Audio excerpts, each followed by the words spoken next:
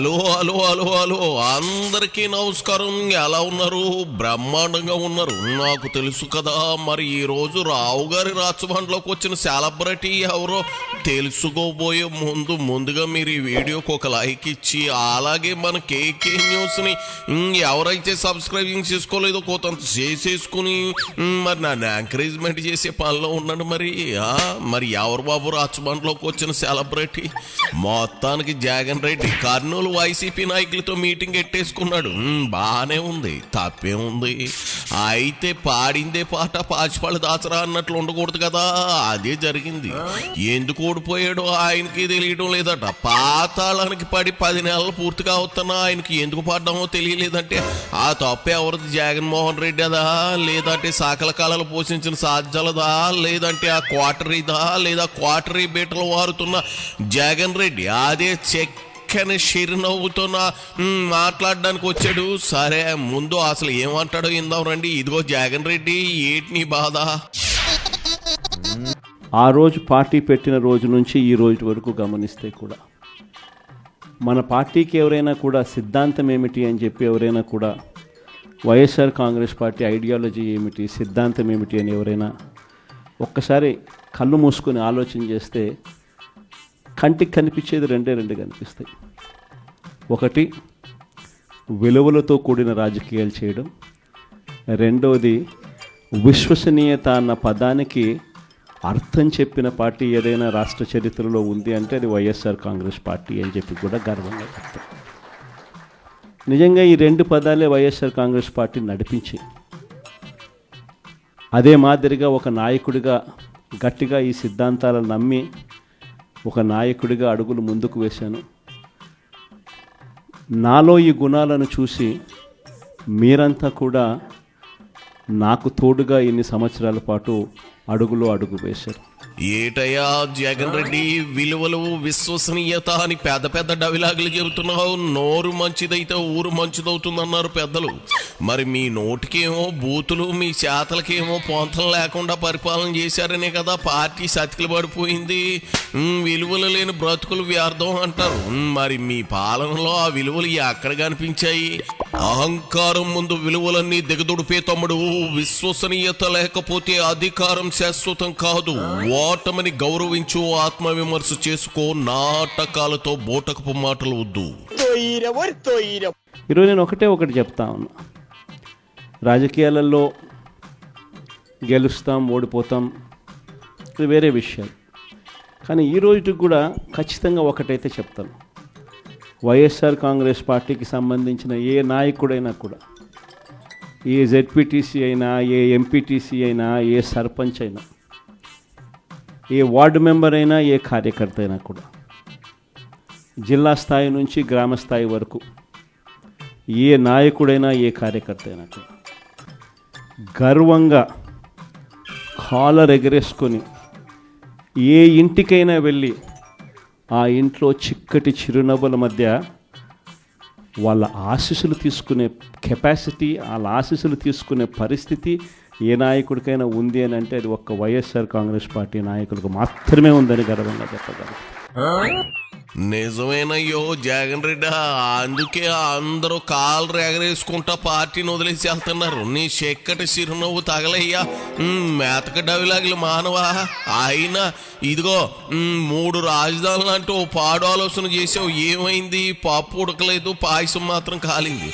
నిజంగా నువ్వు చెప్పే విలువలు, విశ్వసనీయత అనేవి నీకే ఉంటే మీ చెల్లి తల్లి ఎందుకు వదిలేసి వెళ్తారు చెప్పు? ఎంట గెలిచి రాచ గెలవమన్నారు పెద్దలు. నువ్వు ఎంట రాచ చేసి బయట ఓడిపోయినోడివి. నీ మాటలకు పైసా వాల్యూ కూడా లేదు.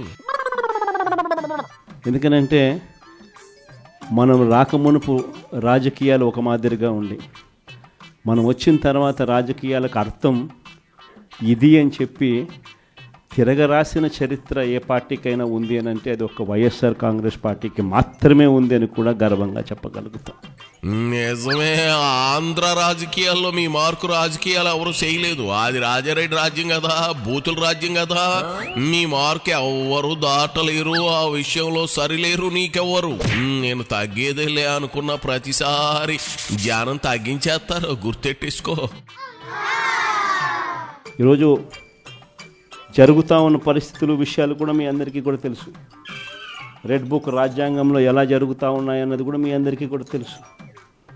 చంద్రబాబు నాయుడు గారు అనే వ్యక్తి ముఖ్యమంత్రిగా ఉన్నాడు. మామూలుగా ముఖ్యమంత్రిగా ఉన్న వ్యక్తికి ఒక హుందాతనం ఉంటుంది. ఈ మనిషికి ఆ హుందాతనం లేదు.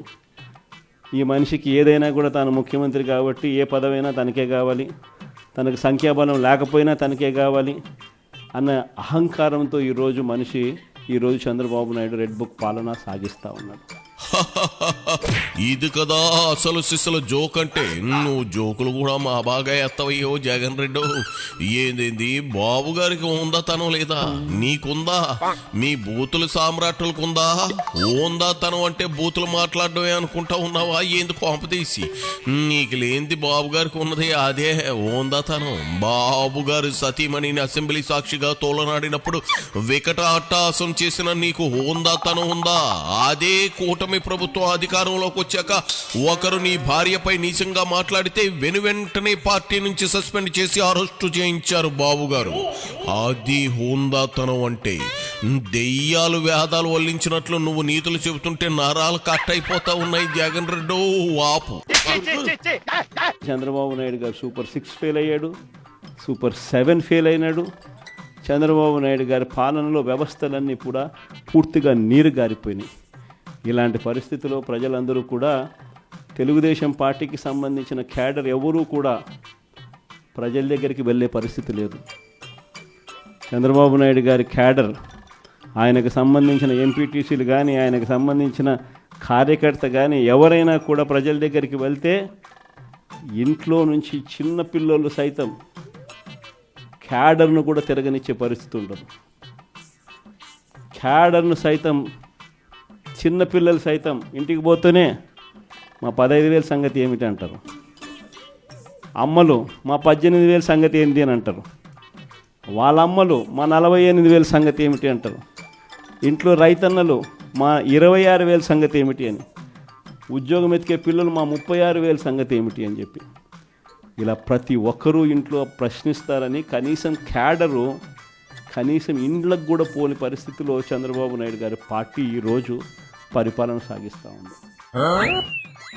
ఏమిటయ్యా జగన్ రెడ్డి, బాబు గారు మాయ చేశారంటున్నావు. చేతగాని వాడికి 1000 సాకులు. ఓటమిని అంగీకరించు, గుణపాఠం నేర్చుకుంటేనే భవిష్యత్తు ఉంటుంది. లేకపోతే అంతా ఒక బూటకం. అదిగో పులి అంటే ఇదిగో తోక అన్నట్టు పరిపాలించావు కదా. మరి ఇప్పుడు ఎందుకు ఓడిపోయావు అని మీటింగులు పెడుతున్నావు? అధికారం అన్నాక అహంకారం ఉండకూడదు. ఉంటే అంతే సంగతులు. ఎంతటోడైనా ఇంటికే వైనాట్ 175 అన్నవుగా. అవి అహంకారంతో పలికిన పలుకులు కాదా? న్యాయం, ధర్మం అని పెద్ద మాటలు చెబుతా ఉన్నావు. మరి పార్టీలో లీడర్కి క్యాడర్కి మధ్య గ్యాప్ ఎందుకు వచ్చిందో కూడా చెప్పు. సైన్యం సరిగ్గా లేకపోతే యుద్ధంలో గెలవలేరు, అందుకే ఓడిపోయావు. చాలా చెప్పావులే జగన్ రెడ్డి, ఇక బయలుదేరు. నువ్వు ఎముడికి తక్కువ, కంసుడికి ఎక్కువ అని జనానికి మా బాగా తెలిసిపోయింది. ఇంటికి వెళ్ళి పబ్జీ ఆడుకోపో అమ్మా పో.